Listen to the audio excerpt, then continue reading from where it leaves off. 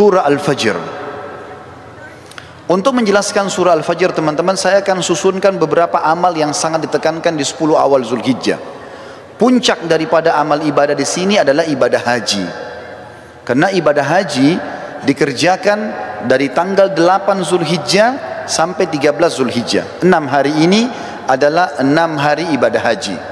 Dari 6 hari ini ada 2 hari hukumnya sunnah, ada 4 hari hukumnya wajib. Yang sunnah hari pertama tanggal 8 Zulhijjah, dan hari terakhir tanggal 13 hari terakhir hari tasyrik. Ini sunnah. Tanggal 8 dikenal dengan hari tarwiyah. Makna tarwiyah dalam bahasa Arab adalah orang membawa air lalu menyiramnya di padang pasir sehingga padang pasir itu dari panas menjadi dingin. Itu bahasa Arabnya tarwiyah. Dinamakan tarwiyah karena di lokasi Mina pada saat jemaah haji masuk tanggal 8 Zulhijjah, di zaman dulu itu kering sekali. Bahkan sampai sekarang masih terlihat padang pasir dan juga panas, maka dinamakan dengan tarwiyah. Jemaah haji disunnahkan masuk hari tarwiyah ke Mina, kemudian mereka memakai baju ihramnya, sholat duhur asar jamak qasar takdim, kemudian mereka duduk berzikir, beribadah, mendengarkan ceramah sampai maghrib dan isya. Mereka juga menjamak maghrib sama isya, ditakdim isya di waktu maghrib, kemudian di qasar waktu atau sholat isyanya saja jadi 2 rakaat. Menginap sampai besok pagi tanggal 9 Zulhijjah, ini dikenal dengan hari Arafah. Jemaah haji pergi ke Arafah, kemudian mereka ibadah di situ dari waktu duha, duhur asar mereka jamak qasar takdim, kemudian mereka tiba sampai maghrib. Solat maghribnya sunnahnya ditakhir, diterlambatkan di daerah Muzdalifah. Setelah itu besok pagi tanggal 10 di Muzdalifah sunnahnya mereka menginap. Hari raya Idul Adha tanggal 10 Zulhijjah. Di situ mereka melakukan salah satu dari 3 kegiatan. Kalau sudah dilakukan, jemaah haji boleh bertahallul mencukur rambutnya. Yang pertama mereka berkurban, yang kedua mereka jumrah aqabah atau melontar, dan yang ketiga adalah mereka tawaf ifadah, tawaf wajibnya haji. Kalau sudah selesai mereka sudah boleh cukur rambut dan ganti baju ihram menjadi baju biasa. Setelah itu mulai tanggal 10 dikenal dengan hari Adha, hari Nahar ya.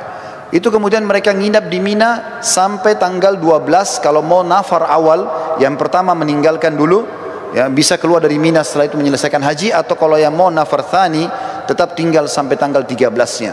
Di sini mereka jumrah kecil, sedang, besar, atau jumrah sugra, wusta, dan kubra. Setelah itu baru selesai hajinya. Ini ringkasan ibadah haji. Dan teman-teman suatu tidak asing dengan keutamaan haji. Yang sangat mulia adalah hadis Nabi SAW, siapa yang haji tidak rafath. Tidak rafath itu tidak mengucapkan kalimat syahwat kepada selain pasangan halalnya, cinta, rindu, sayang kepada selain pasangan istri atau selain suami. Siapa yang haji tidak rafath, tidak fusuk, berbuat kejahatan. Masuk dalam fusuk juga adalah memeluk, salaman, ciuman dengan selain mahramnya. Kemudian tidak jidal, berdebat-debat dan bertengkar di musim haji, maka dia akan pulang seperti baru dilahirkan oleh ibunya. Juga sabda Nabi SAW dalam hadis Bukhari Muslim, dua-duanya hadis sahih. Yang tadi juga yang sebelumnya hadis Bukhari Muslim, kata Nabi SAW, umrah ke umrah pengampunan dosa di antara keduanya, dan haji mabrur yang mengikuti syarat dan rukunnya tidak ada balasan kecuali surga. Ini puncak ibadah. Ibadah yang kedua, saudaraku seiman, adalah bagaimana seseorang berpuasa selama 9 hari dan sholat malam selama 9 malam itu. Kok bisa? Dari mana dalilnya? Surah Al-Fajr tadi. Allah berfirman, saya ulangi kembali ayatnya, a'udzubillahi minasyaitonirrajim, wal fajr, demi waktu subuh. Saya tafsirkan sekarang.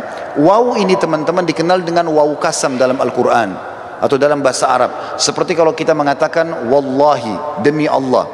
Allah kalau bersumpah dalam Al-Quran dengan menggunakan waw ini, berarti yang datang setelahnya informasi penting yang harus diperhatikan. Mirip dengan firman Allah yang lain, wal asr, demi waktu. Maka di sini juga Allah mengatakan wal fajr. Fajr teman-teman, kalau tidak pakai alif lam dalam bahasa Arab, maka terjemahannya waktu subuh. Tetapi dalam bahasa Arab ada lagi sebuah retorika yang, atau dalam grammar bahasa Arab namanya alif lam mu'arraf. Alif lam memperkenalkan sesuatu. Misal begini, kalau saya sedang janjian dengan seseorang di masjid ini misalnya, saya mengatakan ayo kita janjian ketemu di masjid Az-Zikra. Contoh, Kalau saya dengan teman saya tidak mau lagi menyebut nama masjid Az-Zikranya, saya cukup mengatakan ayo kita ketemu di Al-Masjid. Alif lam ini dalam bahasa Arab sudah menutupi nama tempat yang sedang jadi target. Contoh yang lain, orang Arab kalau mengatakan rajulun, seorang laki-laki, belum jelas siapa dia, maka mesti dijelaskan nama dia siapa baru bisa lengkap dalam retorika bahasa Arab. Tapi kalau saya sama teman saya sudah tahu siapa yang kami maksudkan laki-laki siapa, cukup kami mengatakan ayo kita ketemu dengan ar-rajul. Ar-rajul pakai alif lam. Allah di sini teman-teman menggunakan alif lam ini, wa al-fajr. Kalau Allah bilang wa fajr, demi subuh, maka subuhnya terbuka sepanjang tahun. Tapi ternyata ada yang Allah inginkan di sini. Wa al-fajr, berarti demi subuh tertentu yang Allah inginkan, kejarlah itu. Dan umumnya ulama tafsir mengatakan ini adalah subuh hari raya Idul Adha. Dan dari sini ulama tafsir hampir seluruhnya sepakat mengatakan Idul Adha lebih afdal daripada Idul Fitri. Setelah solat Idul Fitri tidak ada ibadah khusus yang diperintahkan. Kalau ada orang mau silaturahim, orang mau ketemu sama temannya, mau ziarah, apa saja, mau lakukan kegiatan-kegiatan positif, boleh saja. Tapi setelah solat Idul Adha ada ibadah khusus. Allah katakan dalam ayat lain, A'udzubillahi minasyaitonir rajim, fasholli li rabbika wanhar. Salatlah hai Muhammad Idul Adha itu dan berkurbanlah setelahnya. Maka Idul Adha adalah lebih afdal daripada Idul Fitri, walaupun kita kadang-kadang lebih merapengan Idul Fitri di negara kita. Tapi ini makna tafsir Al-Fajr. Lalu Allah bilang di ayat kedua, walayalin ashr. Waw ini saudaraku seiman dalam bahasa Arab dikenal dengan waw ataf, penyambung hukum ayat sebelumnya. Apa yang berlaku sumpah Allah di ayat pertama berlaku juga pada ayat kedua. Artinya, dan kejar juga dirikan solat malam di 10 malam berturut-turut sebelum subuh itu.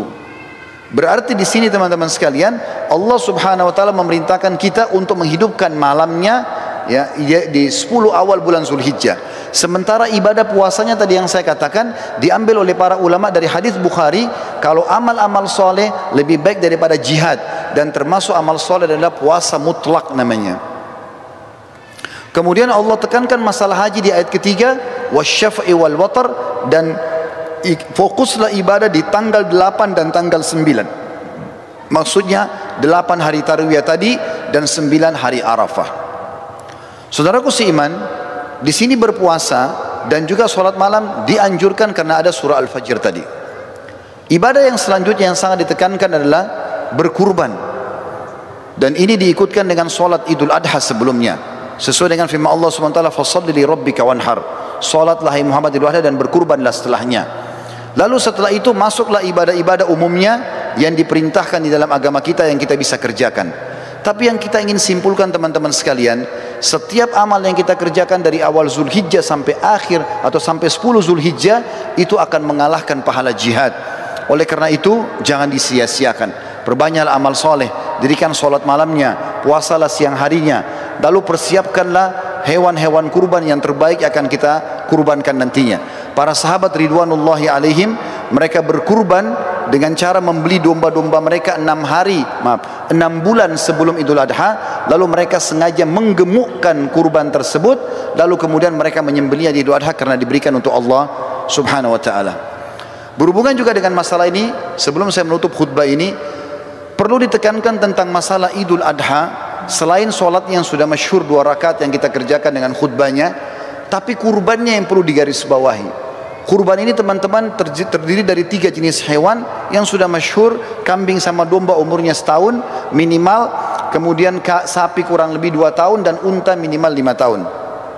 Tapi dari 3 jenis hewan ini, yang paling ditekankan adalah domba dan kambing. Seringkali saya dengar dari panitia masjid, kalau ada orang-orang kita yang akan menerima daging kurban, mereka kalau melihat vouchernya tertulis daging kambing, mereka tidak mau mengambilnya. Bahkan banyak masjid mungkin tidak melaksanakan kambing ini. Padahal sebenarnya kalau kita mau lihat afdaliyahnya, maka terletak pada domba dan kambing. Dalilnya adalah, yang pertama, Nabi Ismail alaihissalam pada saat tidak jadi disembelih oleh Ibrahim, kira-kira diganti apa oleh Allah? Jawabannya jelas, diganti dengan domba. Allah sebutkan dalam Al-Quran. Kemudian yang kedua, hadis Bukhari menjelaskan baginda Nabi alaihissalatu wassalam beliau berkurban dengan 65 ekor domba atas nama beliau sendiri. Beliau menyembelih 15 ekor dengan tangannya yang mulia, kemudian 4 atau 50 ekor dilanjutkan oleh Ali bin Abi Thalib radhiyallahu anhu.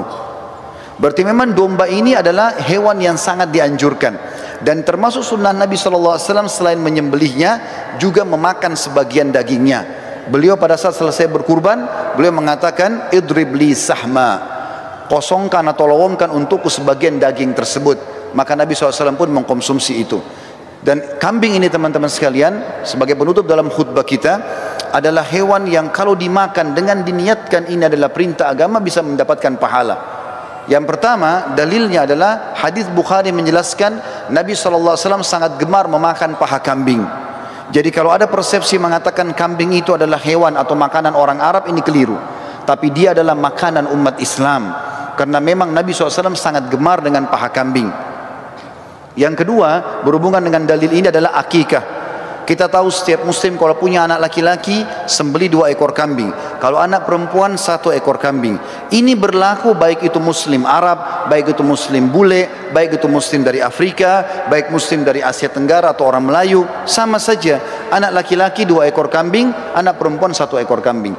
Dan sunnahnya dalam hadis Bukhari Muslim juga dijelaskan, waktu Hasan dan Husain radhiyallahu anhum lahir, baginda Nabi SAW memerintahkan agar Ali bin Abi Thalib radhiyallahu anhu menyembelih domba untuk Hasan, kemudian berkata, hai Ali, bagikanlah dagingnya kepada kaum muslimin, tetangga-tetanggamu, dan ambillah sebagian untuk dimakan.